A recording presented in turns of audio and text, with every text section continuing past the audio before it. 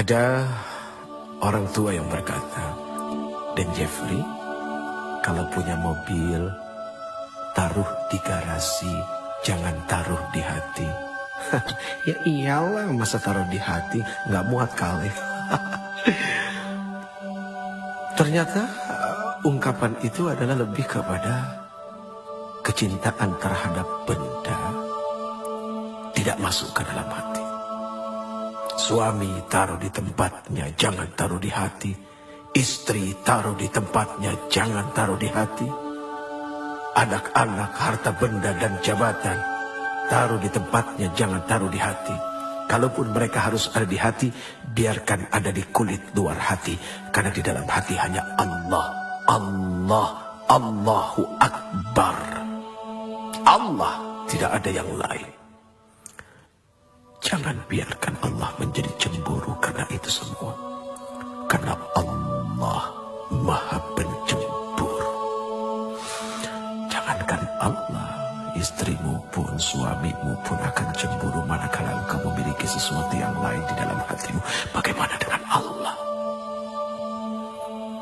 Maka حسبي ربي جل الله ما في قلبي إلا الله حسبي ربي جل الله ما في قلبي إلا الله على الهادي صلى الله لا إله إلا الله على الهادي صلى الله لا إله إلا الله الله الله الله الله الله أكبر الله أكبر الله أكبر الله أكبر الله الله الله الله الله الله الله الله الله أكبر.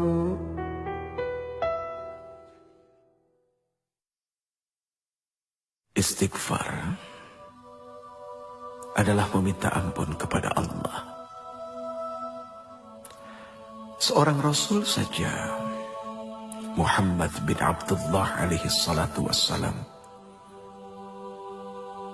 beliau masih meminta ampun kepada Allah. Bahkan beliau bersumpah, demi Allah, sesungguhnya aku setiap hari senantiasa beristighfar dan memohon ampun kepada Allah.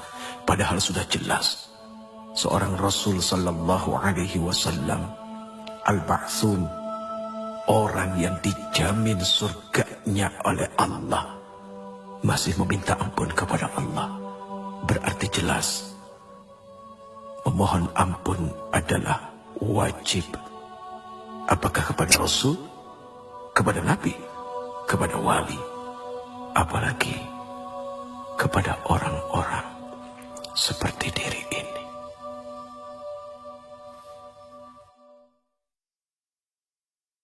Ada kejadian cukup lumayan lucu, tapi mendatangkan hikmah yang sangat luar biasa besar. Sekali waktu Allah Subhanahu wa ta'ala izinkan kami berangkat berumrah menuju Baitullah, kemudian berziarah datang kepada Rasul sallallahu alaihi wasallam. Begitu sampai di dalam masjid, tiba-tiba diri ini tanpa sengaja melihat seorang laki-laki, orang Indonesia yang bekerja menjadi, apa ya istilahnya, marbot kali ya. Persisnya adalah orang yang suka membersihkan masjid. Kemudian terjadi obrolan, Assalamualaikum, Waalaikumsalam. Uci apa kabar? Hati ini senang juga sih dikenal orang, padahal nggak bagus ya punya hati seperti itu. Akhirnya terjadi obrolan sederhana. Sudah berapa lama kerja di sini? 3 bulan, Uci. Oh, pernah ke makam Rasul? Aduh, Uci, pernah. Sehari semalam saya di dalam, di dekat makam Rasul. Saya menyapu, saya membersihkan. Langsung tiba-tiba saja diri ini memeluk orang itu ya Allah? Apa yang telah membuat dia begitu mudah bisa masuk dekat dengan Rasul sallallahu alaihi wasallam? Sementara kami yang berulang kali bolak-balik datang berhaji berumrah, tapi begitu sangat sulitnya untuk mendekati Rasul. Ada apa? Akhirnya duduk di Raudhah berpikir. Allah berikan jawaban. Oh, ternyata kalau ingin bertemu dengan Rasul, tidak usah bawa uang, bawa pel sama sapu. Bingung kan? Sapu. Hanya dengan membawa sapu dia bisa sedekat itu dengan Rasul. Inilah terkadang orang suka merendahkan jabatan orang lain yang lebih rendah daripadanya. Padahal maaf, seorang manajer belum tentu sering-sering bisa ketemu dengan seorang presiden direktur. Malah office boy-nya yang hampir setiap hari ketemu dengan presiden direktur. Bahkan bukan tidak mungkin seorang office boy bisa duduk di kursi presiden direktur ketika dia ngebersihin kamarnya. Ini kan subhanallah, perkara sederhana. Sapu, apa arti sapu? Sapu itu punya sifat membersihkan. Berarti bagaimana kita menyapu hati kita dari dengki, dari iri. Ternyata itulah yang membuat seseorang bisa menjadi dekat dengan Rasul. Hanya orang-orang yang hilang dengki dan tidak punya iri, dan senantiasa bersyukur dengan apa yang Allah berikan. Kemudian bermujahadah, senantiasa istiqamah dalam ampunan, taubat dan nasuha kepada Allah, hanya kepada Allah. Itu yang akan membuat dekat dengan Rasul sallallahu alaihi wasallam. Ya Rasul, diri ini rindu kepada Engkau. Semoga kami menjadi orang-orang yang didekatkan dengan Engkau. Lalu kedekatan kami kepada Engkau menjadi kedekatan kepada Allah Subhanahu wa ta'ala. Ya Allah, ampuni kami dengan segala kekotoran hati kami dan perasaan merasa paling baik daripada yang lain. Subhanallah, Maha Suci Engkau ya Allah.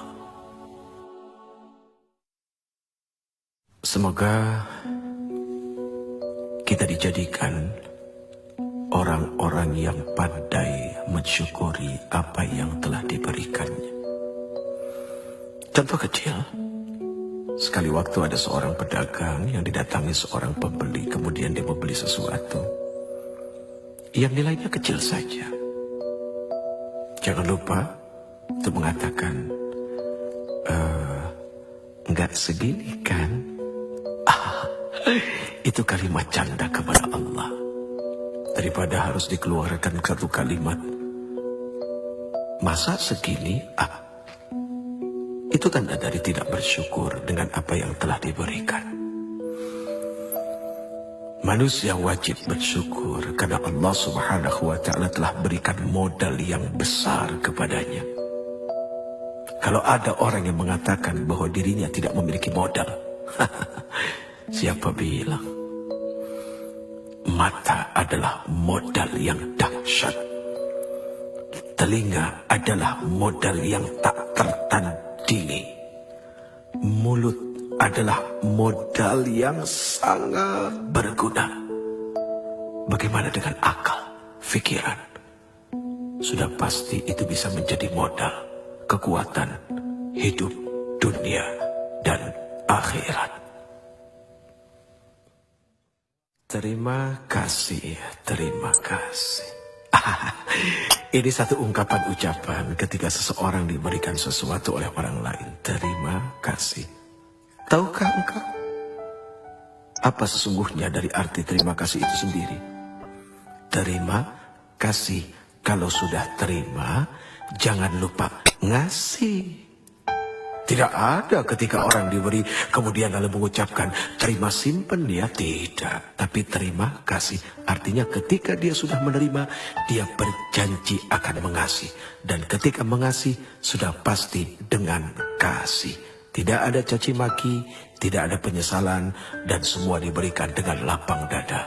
Barang siapa yang senantiasa memberi, maka dia tidak akan pernah menjadi orang miskin di dunia dan di akhirat. Seringkali orang menghindar dari yang namanya ujian. Bahkan ketika berdoa pun seperti itu, ya Allah, jauhkan kami dari segala macam bentuk ujian. Padahal kalau dipikir-pikir, ternyata yang namanya ujian itu untuk naik kelas. Nggak usah jauh-jauh, lihat saja. Ngapain capek-capek kita menyekolahkan anak kita. Dari TK, kemudian SD, SMP, SMA, sampai ke university. Dari TK ke SD, apakah tidak ada ujian? Kan pasti pakai ujian. Kemudian dari SD sampai ke SMP, apakah tidak pakai ujian? Kan pakai ujian. Kemudian dari SMP ke SMA, SMA ke kuliah. Harusnya curiga kalau seandainya hidup tidak diuji. Lihat saja, misalnya ada seorang mahasiswa kuliah 6 semester, tapi nggak pernah ada ujian. Kan aneh. Makin berat ujian, berarti makin dahsyat juga gelar yang akan diberikan. Tapi kok nggak selesai ujiannya? Ya tanya ke Allah dulu, ngambil berapa SKS, kan begitu. Sederhana, selama kita berada dalam ruang ujian, 15 pertanyaan kita diberikan. Kita cuma jawab 7, jangan harap bisa keluar dari ruang ujian. Ya jawab, selesaikan. Persoalan apa jawaban itu benar atau tidak, serahkan kepada Allah, yang penting sudah berusaha untuk menjawab. Dunia ini seperti kampus, tempat orang berdebat, tapi pada akhirnya berujung pada satu ruangan, yaitu ruangan ujian.